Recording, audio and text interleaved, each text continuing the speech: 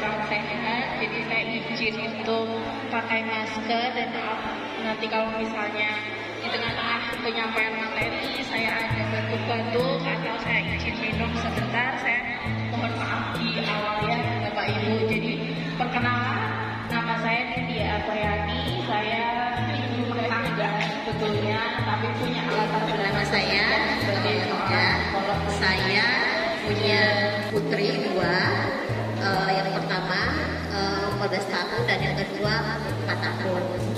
Nah, ini memang sangat menarik buat saya sebagai ibu ya. Dan saya di sini sebagai ibu, dan saya belum merasa menjadi ibu. Saya belum merasa bahwa saya bisa mendidik anak saya. Nah, terkait dengan pertanyaan yang di atas, semua ibu yang di sini merasakan apa yang saya rasakan, bahwa ketika kita sudah mempunyai anak, tanggung jawab sebagai ibu adalah tidak hanya memberikan materi, tetapi ada sesuatu yang harus kita berikan lebih, sehingga apa yang kita harapkan buat anaknya menjadi ada bahagia. Tapi ada juga mengajak anak-anaknya, misalnya kita harus tahu tentang konsentrasi anak itu usia sekian sampai sekian tuh berapa lama, seperti itu. Kalau diajak belajar mau nggak, kalau diajak belajar sama gurunya mau nih, tapi kalau sama ibunya kok banyak alasannya, kok banyak mau ini mau itu, gak mau belajar kayak gitu. Nah, biasanya di sini nih kalau anak usia sampai 2 tahun biasanya jadi kebahagiaan dari usia 0 sampai 2 tahun, anak-anak itu sering diajak main sensori motor yang misalkan mereka merumput atau mereka main play-doh atau mereka diajak mengenal tekstur kayak gitu, karena dari situ mereka bisa mengetahui, merasakan, juga bisa jawab kenalan mereka dengan dunia, jangan melakukan apa yang orang tua inginkan kayak gitu. Masuk ke 7 sampai 11 tahun. Nah, di sini sudah usia sekolah SD ya Bapak Ibu, biasanya kemampuannya mereka jauh lebih matang, daya ingatnya juga lebih tajam, karena biasanya mereka sudah ditapatkan dengan PR dari sekolah-sekolah, kemudian kegiatan dari sekolah yang lebih sibuk dibandingkan sebelumnya mereka masih sekolah di TK, seperti itu. Tanggung jawabnya dia sebagai anak sekolah dasar juga semakin banyak, sehingga teman-temannya dia di sini itu lebih banyak kepada akademis seperti itu. Dari usia 11 sampai 15 tahun sudah masuk usia remaja, di mana biasanya kalau usia remaja itu dia sudah punya idealisme sendiri, sudah punya keinginan, aku punya harapan sini, aku punya mimpi. Dia mulai mengenali dirinya sendiri lebih lagi sebelum dia masih menjadi anak-anak. Sebenarnya itu masih usia anak-anak kalau menurut kesehatan, menurut ikatan dokter anak itu ini masih usia anak. Tapi biasanya anak sekarang sudah sekolah SMA, ada yang itu tuh rasanya udah gak ada anak-anak kami, mereka sudah pernah digendong, kalau mungkin ibunya capek, kurang konsisten, mungkin anaknya nangis marah-marah gitu. Bagaimana perkembangan psikososial ini tumbuh itu bergantung pada respon orang di sekitarnya, terutama figur lekatnya seorang anak. Kalau anak bayi nangis, tapi mungkin diciumin aja nih sama orang sekitarnya nggak ada yang peduli. Ketika anak bayi ini nangis, dia akan percaya ya Bapak Ibu, dia akan membangun pikiran bahwa aku nggak bisa percaya sama lingkunganku, karena ketika aku butuh sama mereka nggak ada yang datang buat merespon aku. Tapi kalau ketika anak menangis bukan karena nanti bau tangan loh, misalkan digendong waktu menyediakan sambilnya sebagai orang tua yang bimbing anaknya, akhirnya akan tumbuh sebagai anak yang mandiri seperti itu. Jadi perkembangan psikososial yang saya tadi katakan pemalu aja gitu, nggak kayak gitu ya Bapak Ibu. Anak pemalu itu bisa dilatih, anak yang belum mandiri juga bisa dilatih, karena kemandirian terus keberanian itu adalah sesuatu yang tidak serta merta tumbuh sendiri, tapi itu anak belajar bagaimana dia berani, anak belajar bagaimana melawan rasa takutnya, seperti itu. Kemudian di usia 3-6 tahun, anak mulai belajar gimana merencanakan dan melaksanakan tindakannya. Nah, kalau berhasil melewati fase tahap ketiga ini, anak mulai nantinya mampu menentukan tujuan hidupnya. Tapi kalau nggak berhasil, maka anaknya jadi kurang percaya diri dan takut mengambil keputusan. Jadi gimana sih ini Bu, Bapak 3-6 tahun itu kan usia TK besar ya, TKA ke TKB kayak gitu.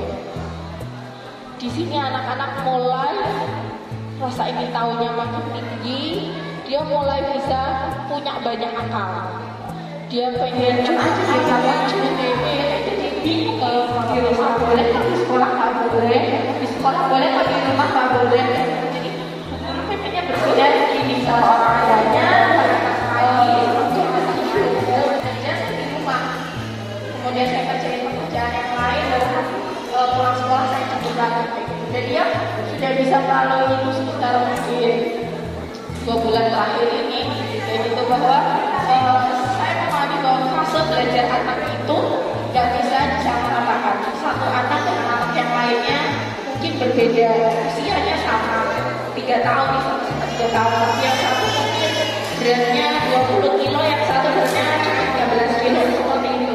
Jadi kita nggak bisa samaratakan gimana pertumbuhan anak itu kita bandingkan anak kita dengan anaknya orang lain.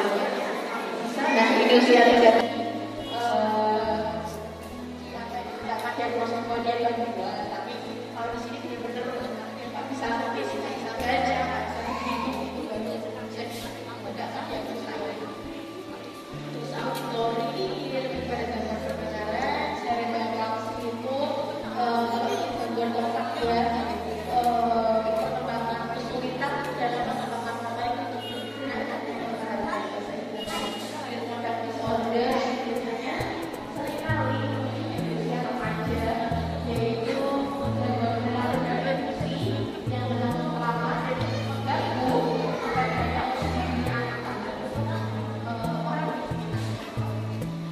Nah, kalau sudah nampak gejala-gejala mengarah kepada gangguan, orang tua sebaiknya tadi seperti saya katakan bahwa ke dokter atau kepada ahlinya seperti itu. Kemudian buat suasana yang nyaman bagi anak dan perhatikan konsumsi makanannya. Biasanya anak-anak seperti itu nggak boleh banyak gula.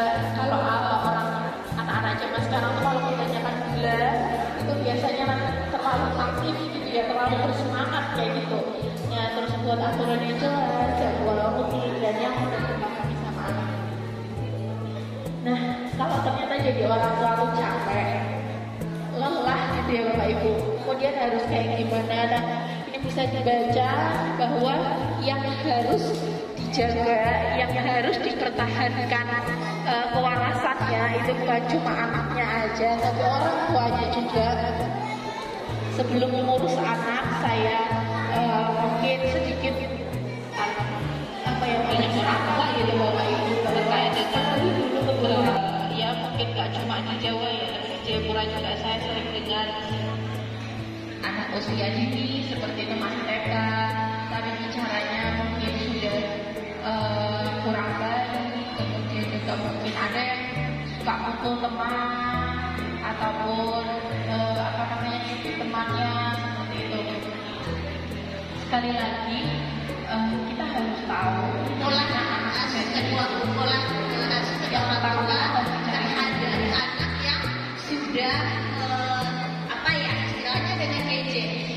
Nah, gadget ini kita tidak bisa dipisahkan ini izin. Jadi ketika tadi ada kata-kata kewarasan, orang tua juga harus melihat tingkat kewarasan seorang orang tua.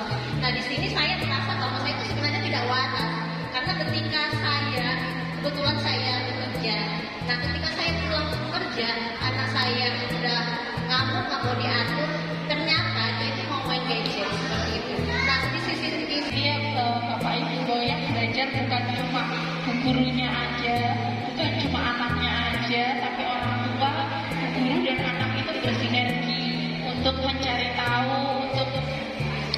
di kelas anak saya kayak gitu yang panggil Bu Guru tuh bukan Bu Guru, kita bilang dia panggil kayak gitu. Jadi dia panggil Bu Gurunya bukan Bu Guru siapa, dia panggil kayak gitu. Terus tapi sama Bu Guru selalu dikoreksi, bukan seperti itu nak cara bicaranya, tapi ini namanya Bu Guru Hana, ini namanya Bu Guru A, seperti itu. Jadi diajarin pelan-pelan, sampai sekarang masih ada itu nya itu masih ada kayak gitu. Tapi dia mulai perlahan-lahan mulai memperlihatkan bahwa ada perubahan, meskipun masih ada tapi tidak sebanyak di awal. Dan menjawab Bu Ida tadi, gimana ya caranya untuk mengurangi ketergantungan gadget pada anak seperti itu. Nggak dapat dipungkiri ya ibu-ibu semua di sini bahwa kebutuhan anak terhadap gadget itu sangat-sangat tinggi. Bahkan dari usia dini pun kadang ada tugas yang membutuhkan gadget ataupun anak